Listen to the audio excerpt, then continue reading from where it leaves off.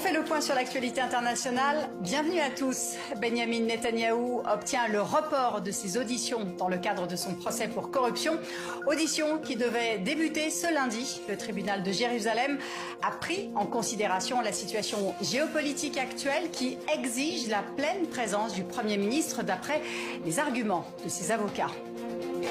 La Ligue des sociaux-démocrates, l'un des derniers partis d'opposition encore actifs à Hong Kong, a prononcé sa dissolution. Dimanche, sa dirigeante évoquait une immense pression politique alors que la Chine mène une intense répression contre les voix dissidentes.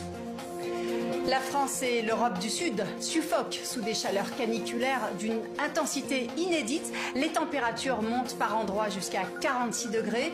Alertes et mesures d'urgence se multiplient pour protéger les plus vulnérables et limiter les conséquences sanitaires.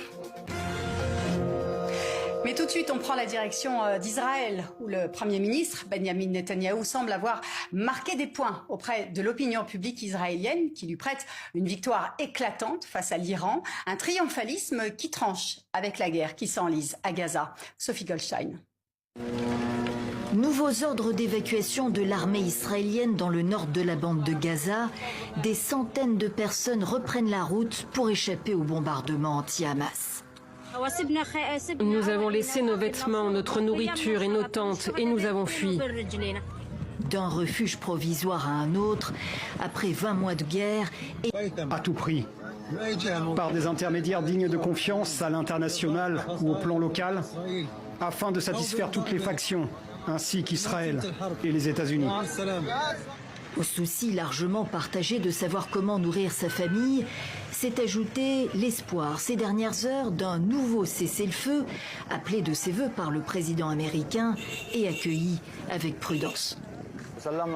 Depuis le début de la guerre, la promesse était la suivante: relâcher les otages et nous arrêterons la guerre. Ils ne l'ont pas fait. On a relâché des otages et la guerre a repris. Le Hamas veut une fin de guerre à Gaza que le Premier ministre israélien a toujours rejeté jusqu'à présent. Des négociations ont repris dans un contexte de victoire, insiste Benyamin Netanyahou, après 12 jours de guerre contre l'Iran.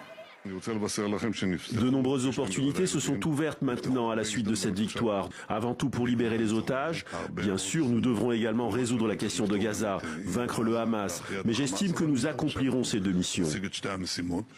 Un Premier ministre à la manœuvre, toujours aussi vague sur la réalisation de ses objectifs, alors que la libération des otages, une vingtaine en vie sur 50 toujours captifs à Gaza, est prioritaire pour une majorité d'Israéliens.